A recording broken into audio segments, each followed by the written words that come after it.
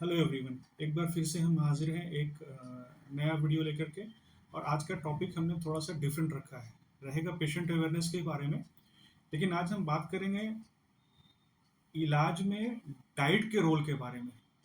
हमारी प्राचीन एक यूनानी पैथी होती है जिसमें इलाज के डिफरेंट तरीके में दवाओं से इलाज, प्रोसेसेस से इलाज, उसमें एक थर्ड पॉइंट भी होता है कि इलाज बिल ग़िज़ा, यानी कि जो हम डाइट लेते हैं उससे भी इलाज किया जा सके। अक्सर ऐसा होता है कि हम डायबिटीज़ के इलाज या और दूसरे मर्ज़ के इलाज के लिए अपने डॉक्टर्स के पास जाते हैं और डॉक्टर साहब बेस्ट ऑफ बेस्ट मेडिसिन लिखते हैं, फिर भी हम जो रिज़ल्ट चाहिए होता है वो नहीं ले पाते हैं। तो उसमें कभी-कभी हमारी तरफ से भी एक कमी होती है कि हम डाइट डॉक्टर के और डायटीशियन के बताए हुए हिसाब से नहीं लेते हैं। आज हम उसी पे फ़ोकस करेंगे। तो एक हेल्दी डाइट क्यों ज़रूरी है बॉडी के लिए? जब हम हेल्दी डाइट लेते हैं तो वो हमारी बॉडी को हेल्प करती है कि बॉडी खुद को हील कर लेती है, बॉडी खुद को डिटॉक्स डिटॉक्स कर लेती है और बॉडी खुद से ही अपने अंदर के इन्फ्लेमेशन को दूर कर लेती है। अच्छा, खाना जब हम डाइट की बात करेंगे तो 2 सवाल हमारे ज़हन में आएँगे कि खाना कितना खाना चाहिए और कैसे खाना चाहिए? तो खाना कितना कैसा खाना चाहिए, इस पे अगर हम देखें तो ये अलग-अलग एज, अलग जेंडर, लोगों की लाइफ़स्टाइल पे डिपेंड करता है। कोई एक रिक्वायरमेंट, एक डाइट की क्वांटिटी हर किसी के लिए फिक्स नहीं की जा सकती है। तो अब हर इंसान को हम अलग-अलग डाइट भी नहीं बता सकते हैं, तो हम जब डाइट लेते हैं तो उससे बॉडी एनर्जी मिलती है। तो एनर्जी को मापने के लिए हमारे पास एक यूनिट होती है जिसे हम कैलोरी कहते हैं। तो हर अलग-अलग एज ग्रुप अलग में डिज़ीज़ के हिसाब से हमने वो कैलोरीज़ डिसाइड कर रखी होती हैं। तो जब भी आप डॉक्टर के पास जाएँगे और डॉक्टर आपको डाइट या डायटीशियन आपकी डिस्कशन करके आपको जब डाइट बताती हैं, तो अक्सर प्रैक्टिकल एस्पेक्ट ये होता है कि उनसे हमें जो लिखा हुआ चार्ट मिल जाता है, कई बार हम उसको फ़ॉलो नहीं कर पाते हैं या कन्फ्यूज़न होता है। तो अगर आज आप थोड़ा-सा मेहनत करेंगे और थोड़ा-सा चीज़ों को समझेंगे, तो हमें खुद को आसानी होगी उस चार्ट को डिकोड करने में। और कभी उस चार्ट के हिसाब से अगर खाना ना मिले, तो उसी वैल्यू का दूसरे खाने को हम सब्स्टिट्यूट कैसे करें, ये हमको समझने में आसानी होगी। तो अभी हमने समझ लिया कि खाना हमें हर इंसान की बॉडी की ज़रूरत के हिसाब से लेना है। जैसे कि जब न्यू इन्फेंट होता है उसको लगभग हमने 100 कैलोरी पर KG body weight per day के हिसाब से डाइट देते हैं, जो कि एज बढ़ने के साथ-साथ घटता जाता है। और एडल्ट्स में हम 30-40 कैलोरी पर केजी पर डे तक देते हैं।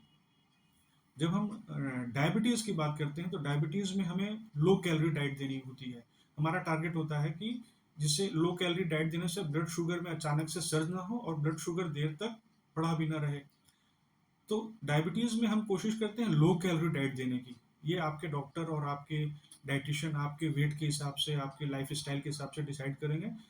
अमूमन जो सेडेंटरी लाइफ़स्टाइल जिनकी होती है, उनको हम 20 कैलोरी पर केजी पर डे सजेस्ट करते हैं। जो मॉडरेट फिज़िकली एक्टिव रहते हैं, उनको हम 25 किलो कैलोरी पर केजी पर डे के हिसाब से, और जो एक्टिव लोग होते हैं, उनको करीब 30 किलो कैलोरी पर डे पर पर केजी पर डे के हिसाब से हम उसको रिकमेंड करते हैं।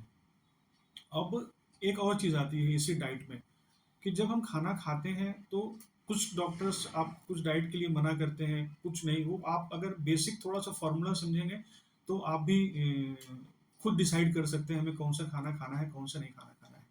इसमें 2 टर्म्स हमें याद करना होगा। उसमें से आप में से बहुत लोग वाकिफ़ होंगे ग्लाइसेमिक इंडेक्स का।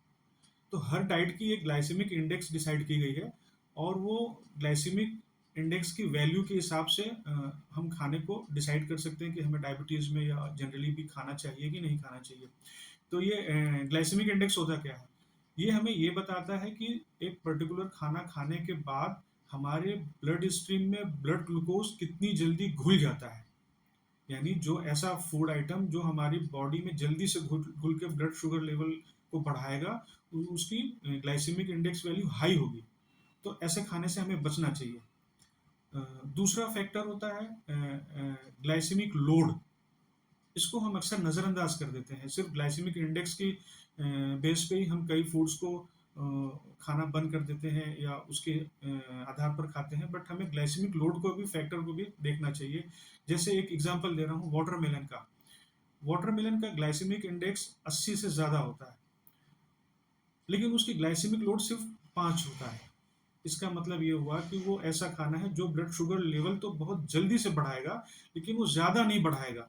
इसीलिए हमें ग्लाइसेमिक लोड को भी हमेशा ध्यान में रखना चाहिए। ग्लाइसेमिक लोड्स का मतलब है कि वो बॉडी में कितना ब्लड शुगर लेवल बढ़ाएगा, और ग्लाइसेमिक इंडेक्स बताता है कि वो कितनी जल्दी बढ़ाएगा। तो कई हमारे खाने ऐसे हो सकते हैं जिसकी ग्लाइसेमिक इंडेक्स वैल्यू ज़्यादा होगी लेकिन ग्लाइसेमिक लोड कम है, तो ऐसा खाना हम बिल्कुल खा सकते हैं।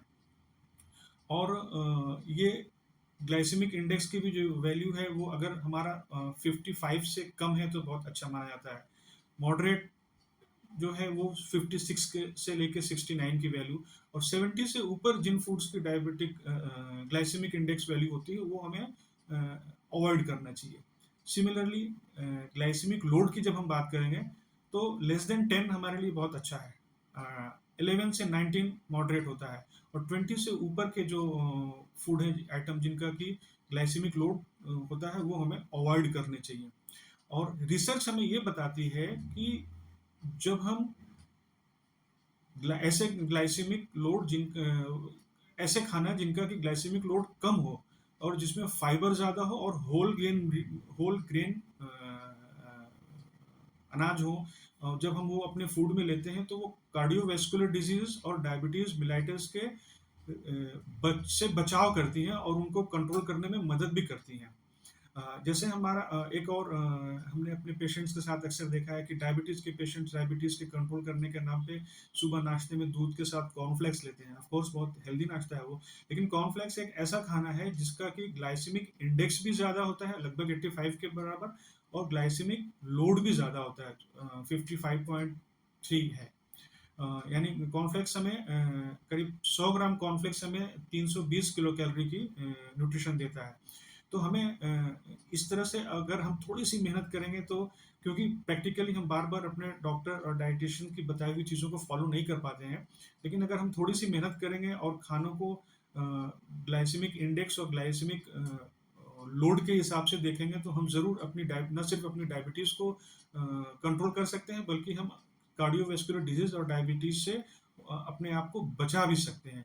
तो कुछ लो ग्लाइसेमिक इंडेक्स वाले सॉरी हाई ग्लाइसेमिक इंडेक्स वाले फूड जो होते हैं, जैसे हमारे आलू हैं, व्हाइट राइस, व्हाइट ब्रेड और ओट कॉर्नफ्लेक्स हैं, व्हाइट शुगर है, हमें इनसे बचना चाहिए।